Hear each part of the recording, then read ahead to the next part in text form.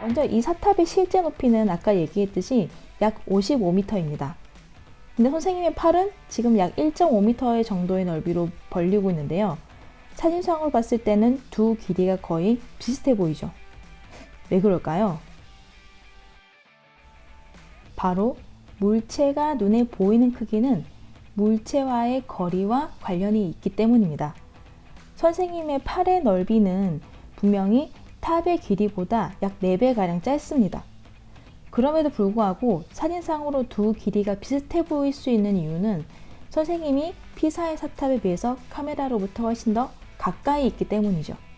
반대로 얘기하면 피사의 사탑이 선생님보다 카메라로부터 훨씬 더 멀리 떨어져 있기 때문에 실제의 길이, 선생님의 팔의 길이와 피사의 사탑의 높이는 4배가량의 차이가 나게 되지만 사진상으로는 거의 비슷하게 촬영되게 되었습니다.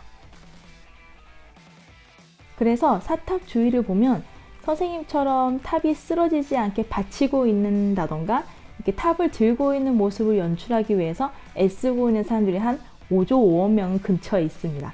그래서 아주 재미있는 광경이 연출되기도 하는데요. 다행히 선생님이 찍었던 앵글 쪽으로는 그런 사람들이 찍히지 않았네요. 그러면 이런 현상이 또 어디에서 찾아볼 수 있을까요? 바로 정답은 하늘에 있습니다. 태양과 달인데요. 태양 같은 경우에는 반지름이 약 70만 km, 달의 경우에는 반지름이 약 1700km로 두 천체의 크기 차이는 실제로 어마어마합니다. 하지만 어떤가요? 우리가 낮에는 태양이 너무 밝기 때문에 태양을 직접적으로 바라보기가 어렵습니다. 반대로 우리가 달은 쉽게 볼 수가 있죠. 보름달의 경우에. 그런데 우리가 이 두 천체의 크기를 비교할 수 있는 때가 바로 일식대입니다. 일식이란 달이 지구와 태양 사이를 지나가면서 일시적으로 태양을 가리는 현상을 우리가 일식이라고 하는데요. 개기일식대의 경우에는 달이 거의 완전하게 태양을 가리기 때문에 두 천체의 크기가 지구에서 관측했을 때 거의 비슷하게 보인다는 것을 알 수 있습니다. 그렇다면 실제로 이렇게 반지름의 크기가 많이 나는 태양과 달이 지구에 있는 관측자에게 비슷한 크기로 관측되는 이유는 무엇일까요? 바로 지구에서부터 떨어진 거리가 다르기 때문이죠.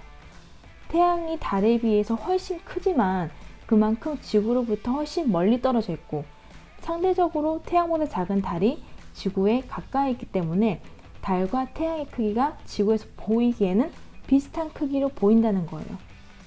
마치 아까 선생님이 보여줬던 피사의 사탑의 길이와 선생님 팔의 양 넓이를 비교해 봤을 때 실제로는 길이 차이가 많이 나지만 사진상으로는 양팔을 벌린 길이와 탑의 높이가 거의 비슷해 보이는 것처럼요. 이렇게 물체의 크기는 거리에 따라서 관측자에게 달라 보일 수밖에 없습니다. 화면에 보이는 굴러가는 볼링공처럼 물체가 관측자로부터 멀어지면 멀어질수록 점점 그 크기가 작아 보이는 효과와 같은 것이 되겠죠. 자, 다시 초반에 봤던 사진을 한번 볼게요. 카메라로부터 선생님까지의 거리와 선생님의 팔의 넓이는 비교적 측정을 하기가 쉬워요. 그리고 카메라와 피사의 사탑까지의 거리는 선생님이 측정할 수 있지만 피사의 사탑 높이 자체는 제가 측정할 수가 없어요. 그래서 우리는 이러한 한계점을 극복하기 위해서 크기를 측정하고자 하는 물체와 모양은 같지만 크기가 다른 그러한 물체를 이용해서 대상의 크기를 측정해 보고자 합니다.